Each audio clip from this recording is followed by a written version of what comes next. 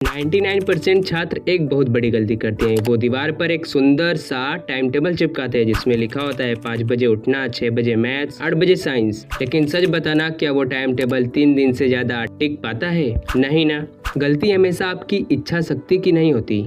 कई बार प्रॉब्लम उस time table की होती है जो आपकी स्लीप, एनर्जी और नेचुरल बॉडी क्लॉक को इग्नोर करके बनाया गया होता है। हमारा दिमाग और शरीर किसी भी रैंडम घंटे पर एग्जैक्टली एक जैसा परफॉर्म नहीं करते। हमारे शरीर में एक इंटरनल बायोलॉजिकल क्लॉक होती है जिसे सर्काडियन रिदम कहा जाता है। ये लगभग 24 आवर साइकिल पर हमारे स्लीप, अलर्टनेस और कई बॉडी फंक्शंस को रेगुलेट करने में मदद करती है। और हर इंसान का नेचुरल टाइमिंग थोड़ा अलग हो सकता है। इसलिए किसी स्टूडेंट का सुबह फोकस सबसे अच्छा हो सकता है तो किसी दूसरे स्टूडेंट को दिन के बाद हिस्से में ज्यादा अलर्टनेस महसूस हो सकती है। अगर आप अपनी हाई अलर्टनेस विंडो में लगातार रील्स स्क्रॉल कर रहे हो और जब एनर्जी लो हो तब सबसे मुश्किल मैथ्स प्रॉब्लम लेकर बैठ रहे हो तो आपका टाइम टेबल प्रैक्टिकल होने के बावजूद आपके लिए सही टाइमिंग पर नहीं है। The 3 step scientific solution. Step 1, your high alertness window. अपनी हाई अलर्टनेस विंडो पहचानो। कोई मैजिक 4 आवर रूल नहीं है। वेकअप के बाद हर किसी का ब्रेन एग्जैक्टली एक ही समय पर पीक नहीं करता, इसलिए अगले कुछ दिनों तक नोटिस करो किस समय तुम नेचुरली सबसे ज्यादा अलर्ट और फोकस्ड महसूस करते हो। उस विंडो को अपने सबसे डिफिकल्ट सब्जेक्ट्स के लिए रिजर्व करो, जैसे मैथ्स, फिजिक्स या कोई ऐसा टॉपिक जिसमें डीप कंसंट्रेशन चाहिए। Step 2, the chronotype fix. समझो, खुद से पूछो, क्या तुम नेचुरली अर्ली बर्ड हो या तुम्हारी अलर्टनेस दिन के बाद के हिस्से में बेहतर रहती है?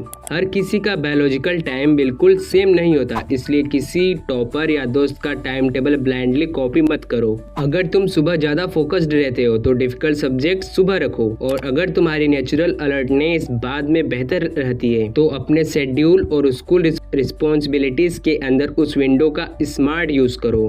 गोल है परफेक्ट टाइम टेबल बनाना नहीं, गोल है अपने लिए वर्केबल टाइम टेबल बनाना। Step 3, smart study blocks. हमेशा 3 घंटे कंटिन्यूसली बैठकर पढ़ना जरूरी नहीं है। अपने लॉन्ग स्टडी सेशन को मैनेजेबल ब्लॉक्स में डिवाइड करो। उदाहरण के लिए 60 से 90 मिनट फोकस्ड स्टडी, फिर एक शॉर्ट ब्रेक। और ब्रेक का मतलब फोन खोलकर रील्स देखना नहीं, बस उठो, थोड़ा वॉक करो, पानी पियो और फिर वापस स्टडी मोड में आ जाओ।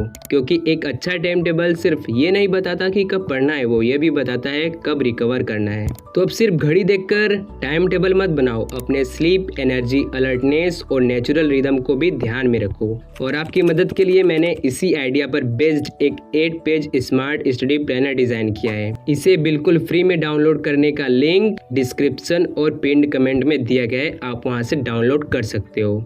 यह द ब्रेन ब्लूप्रिंट सीरीज का पहला एपिसोड था। अगले एपिसोड में हम देखेंगे कि अपने पूरे दिन को स्टडी, स्कूल, रेस्ट और रिवीजन के बीच स्मार्ट तरीके से कैसे बैलेंस करें। तब तक नीचे कमेंट में बताओ तुम अर्ली बर्ड हो या नाइट आउल। मिलते हैं अगले एपिसोड में।